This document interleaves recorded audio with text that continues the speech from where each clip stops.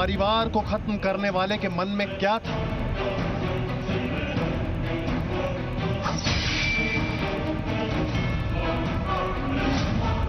वो अपनों का ही दुश्मन क्यों बन गया?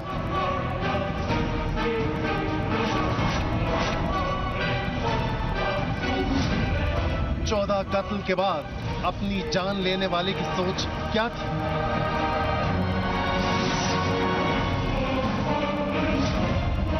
जिन बहनों के साथ बचपन बिताया, उन्हें क्यों मारा?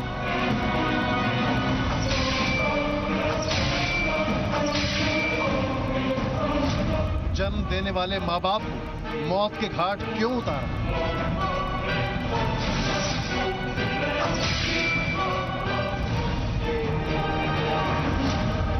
पत्नी और 3 महीने की बेटी को मारने वाले के सिर पर क्या सवार था?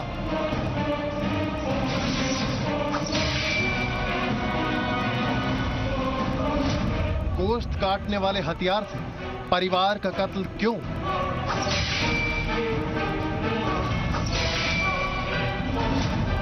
छोटे छोटे भांजे भांजियों को मारते वक्त उसे तरस क्यों नहीं आया?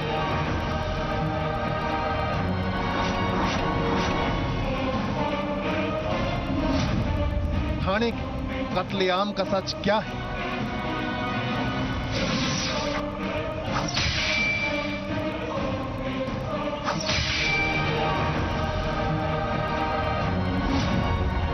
चौदह कत्ल, एक खुदकुशी और जन्नत की सैर।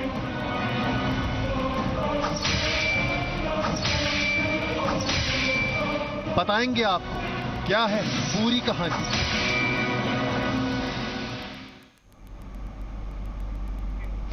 नमस्कार, स्वागत है आपका। मैं हूं आपके साथ सुनीता राय शर्मा।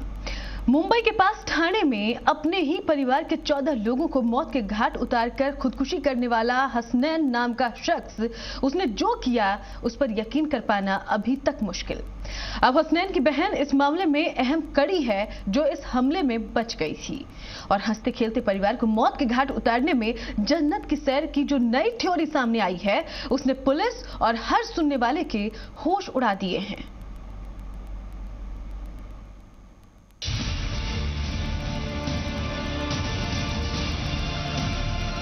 ठाणे के इस इलाके में अभी भी सनसनी है। कोई कैसे यकीन कर ले कि हसनैन नाम के चार्टर्ड अकाउंटेंट ने अपने हंसते खेलते परिवार को मौत के घाट उतार दिया है। लेकिन इस हत्याकांड की तफ्तीश में जो बातें सामने आ रही हैं, वो हैरान करने वाली है। लेकिन हत्याकांड से पहले की हसनैन की बातें सामने आई हैं। इस मामले में अब सबसे अहम कड़ी जिंदा बची हसनैन की बहन 21 साल की शूबिया भरमार है।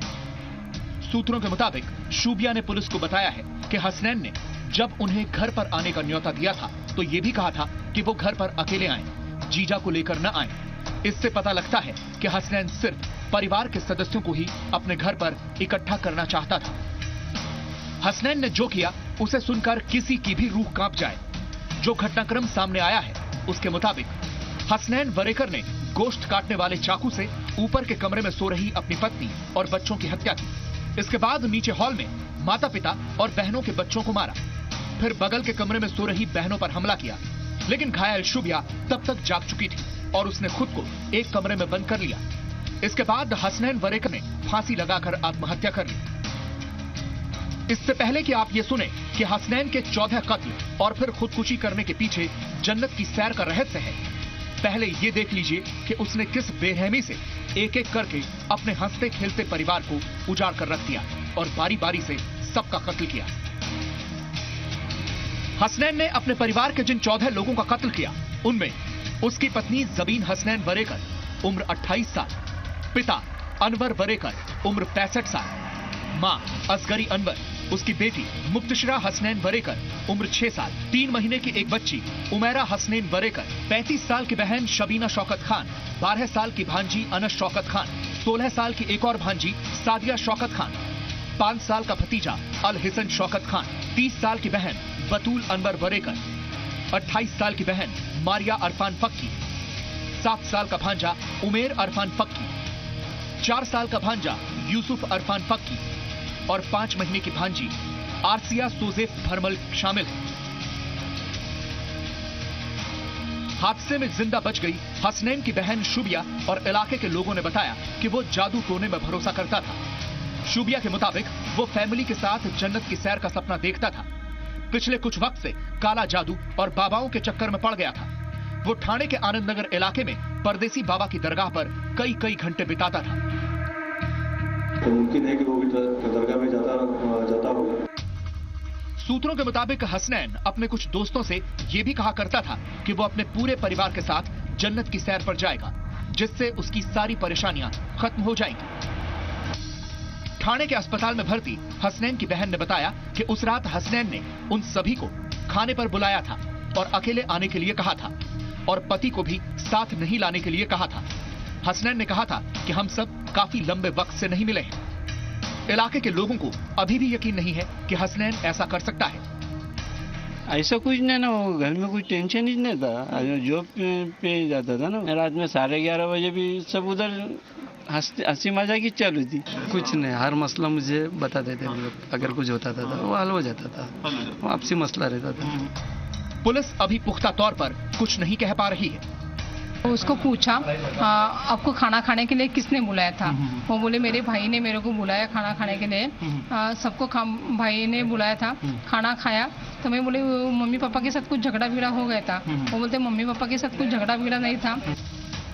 आप बने रहिए हमारे साथ, क्योंकि आपको आगे बताएंगे आनंद नगर इलाके की वो कौन सी दरगाह थी जहां हसनैन जाता था और घंटों वहीं वक्त बिताया करता था।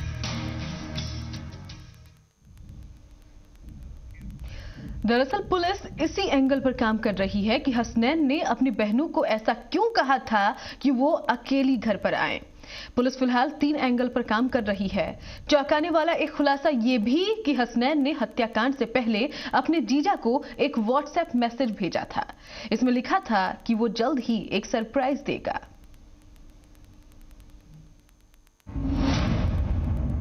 क्या हसनैन मानसिक रोगी था? क्या किसी तांत्रिक के बहकावे में आकर उसने कत्लेआम किया? क्या उसके सिर पर कोई फितूर सवार था?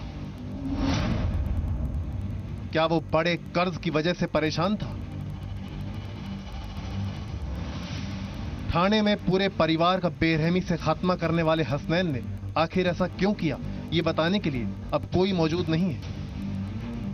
हसनैन की बहन के बयान से पुलिस कड़ियां जरूर जोड़ रही है, लेकिन यही वो बड़े सवाल हैं जिनके इर्द गिर्द पुलिस इस केस को क्रैक करने की कोशिश कर रही है। पुलिस की पड़ताल जिस दिशा में जा रही है उसमें फिलहाल पुलिस ने हसनैन के लैपटॉप और मोबाइल को अहम माना है, क्योंकि पुलिस लैपटॉप के जरिए ये पता लगाने की कोशिश कर रही है कि हसनैन कौन सी साइट्स पर ज्यादा वक्त बिता रहा था, उसने हाल फिलहाल में किससे मुलाकात की थी और मोबाइल के जरिए वो कौन से व्हाट्सएप ग्रुप से जुड़ा हुआ था।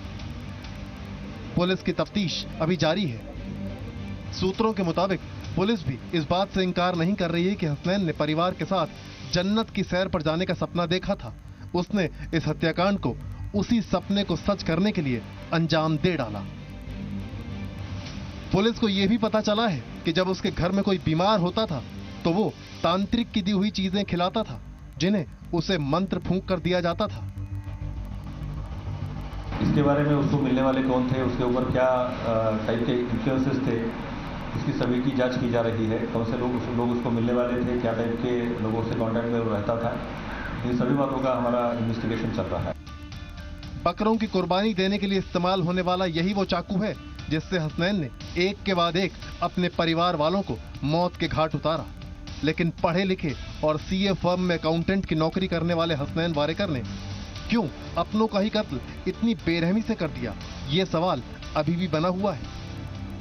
प्रॉपर्टी डिस्प्यूट है, फैमिली डिस्प्यूट है।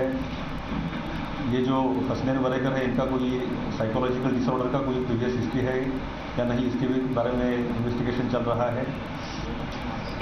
जो अनवर वारेकर जो हसनैन के पिताजी थे, वो दरगाह के ट्रस्टी भी थे, तो मुमकिन है कि वो भी दरगाह में जाता होगा। लेकिन ये सभी बातों में अभी तक कोई ऐसा डेफिनेट लो अपने हाथ में नहीं है कि जिससे हम बोल सके कि इसी कारण ये उसने किया होगा। कत्ल की जो 3 थ्योरी सामने आ रही हैं, उनमें पहली थ्योरी ये है, साल 2012 में भी वारेकर परिवार के खाने में कुछ जहरीली चीजें डाली गई थी, जिसके बाद परिवार को ठाणे के टाइटल अस्पताल में भर्ती करवाना पड़ा था, लेकिन एफआईआर दर्ज नहीं की गई थी। सवाल यही उठता है कि आखिर क्यों इस मामले को दबा दिया गया। एक थ्योरी ये सामने आ रही है कि हसनैन मानसिक रोगी था। कत्ल की थ्योरी नंबर 2, कॉलेज में पढ़ाई के दौरान भी हसनैन अलग थलग ही रहता था। सिवाय मजहबी मामलों के उसे किसी चीज में दिलचस्पी नहीं थी। वो जल्दी गुस्से में भी आ जाता था। बताया जा रहा है कि वो अक्सर अपने परिवार वालों को कहता था कि वो सबको मौत के घाट उतार देगा। सोशल मीडिया पर उसकी जो आखिरी पोस्ट है उसके जरिए भी उसके दिमाग में चल रहे गुस्से का इशारा मिलता है। खूनी वारदात को अंजाम देने से पहले उसने अपने जीजा शौकत को व्हाट्सएप पर एक मैसेज भेजा था जिसमें लिखा था कि वो जल्दी ही एक सरप्राइज देने वाला है। कत्ल की थ्योरी नंबर 3, तीसरी थ्योरी ये सामने आ रही है कि 3 महीने पहले हसनैन ने अपनी नौकरी बदल दी थी, लेकिन नई नौकरी वो कहां कर रहा है इसके बारे में परिवार में किसी को नहीं बताया। माना जा रहा है कि उसने एक्सपोर्ट का बिजनेस शुरू करने के लिए मोटा कर्ज लिया था जिसे वो चुका नहीं पा रहा था और इसीलिए परेशान था। पुलिस अब इन सभी कड़ियों को जोड़ने की कोशिश कर रही है जिससे ये पता लगाया जा सके कि कैसे कोई शख्स खुद अपने हाथों से इतनी बड़ी बेरहमी कर सकता है। अंकुर त्यागी, जी मीडिया, मुंबई। ऐसी दरिंदगी करने वाला आखिर इंसान कैसे हो सकता है? क्या वाकई परिवार के साथ जन्नत की सैर पर जाने का सपना देखना ही इस हत्याकांड की जड़ में है, या फिर हसनैन एक गंभीर मानसिक बीमारी का शिकार था?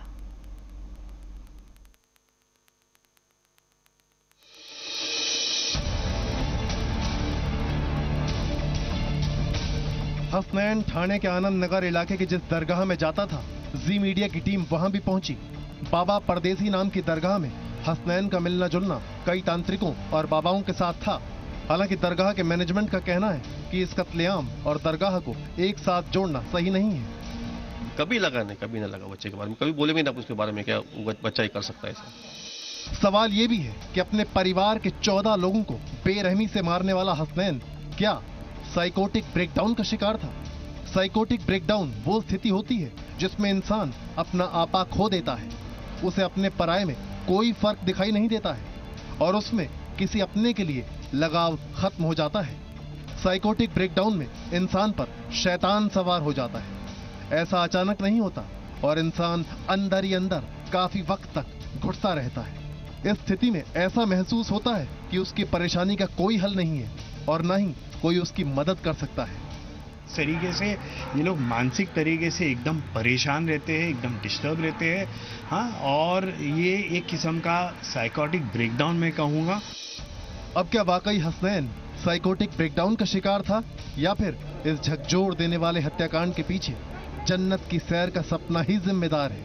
इस राज से पुलिस जल्दी ही पर्दा उठाने का दावा कर रही है।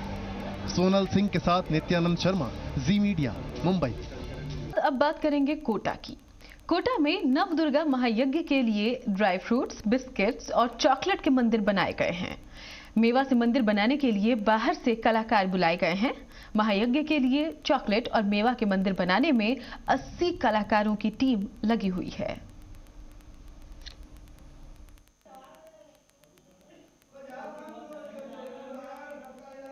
ये छोटे छोटे मंदिर देखने में जितने खूबसूरत हैं, उतनी ही बेहतरीन इनकी कलाकारी है। बिस्कुट, ड्राई फ्रूट्स और चॉकलेट से बने ये मंदिर किसी शिल्पकार की कल्पना और कला की मिसाल नहीं हैं। इनकी कलाकारी के पीछे दिन रात चूल्हे और भट्ठी के पास तपने वाले वह हलवाई हैं जिन्होंने अपनी समझ और कारीगरी से इन मंदिरों को मूर्त रूप दिया है। बेहद खास मंदिर हम आपको दिखाते हैं जो कि बिस्किट और ड्राई फ्रूट्स और टॉफी से तैयार किए गए हैं अलग अलग तरीके से। ये आप मंदिर देख रहे हैं, अपने आप में बहुत ही विशाल, बहुत ही भव्य रूप इसे दिया गया है। ये बिस्किट का मंदिर है। दूसरी तरफ निगाह डालिए, ये छुआरे से तैयार किया गया मंदिर है। अब आप ये देखिए, काजू, इलायची और बादाम, इसके जरिए इस बादाम को, इस मंदिर को तैयार किया गया है। सामने आप देख सकते हैं इलायची से तैयार किया गया मंदिर। आप इधर निगाह डालेंगे तो आपको मूंगफली से बना हुआ मंदिर नजर आएगा। सामने आप देख सकते हैं मखाने से तैयार किया गया मंदिर। अपने आप में बहुत ही कड़ी मेहनत के बाद में इन सभी मंदिरों को तैयार किया गया है। जो आगे की पीढ़ी, जिन पीढ़ी ने नहीं देखी, वो पीढ़ी इस कला को देखे और ये जो बाद में प्रसाद, जो मंदिर है, ये प्रसाद के रूप में बटेंगे। इन मंदिरों को नव दुर्गा महायज्ञ के लिए बनाया जा रहा है। मेवा और चॉकलेट से बने इन मंदिरों को बनाने के लिए 80 लोगों की टीम लगी है। एक मंदिर को बनाने में 50,000 रुपए से 1 लाख रुपए तक का खर्च आ रहा है, लेकिन मंदिर की खूबसूरती और कला को देखकर आयोजक भी खुश हैं। एक मंदिर को बन जाते 5 दिन लग जाते हैं। मेहनत तो इतनी बहुत ज्यादा मेहनत है इसमें, तो बारीक काम है, मेहन काम है बहुत ज्यादा, इसलिए टाइम लग रहा है मंदिर बनाने में। इन आकर्षक मंदिरों को बनाने के लिए बाहर के कलाकार बुलाए गए हैं। उनकी इस बेहतरीन और नायाब कला के कदरदान भी कम नहीं है। हिमांशु मित्तल, जी मीडिया, कोटा। और अब खबर आपके काम की। आपने सुना होगा कि अच्छे और स्वस्थ जीवन के लिए अच्छी नींद बेहद जरूरी है। माना जाता है कि नींद में कमी की वजह से कई बीमारियां हो जाती हैं। अब यूनिवर्सिटी ऑफ शिकागो ने अपनी एक रिसर्च के आधार पर हैरान करने वाला दावा किया है। इस रिसर्च के मुताबिक नींद की कमी आपको मोटापा इनाम में दे सकती है।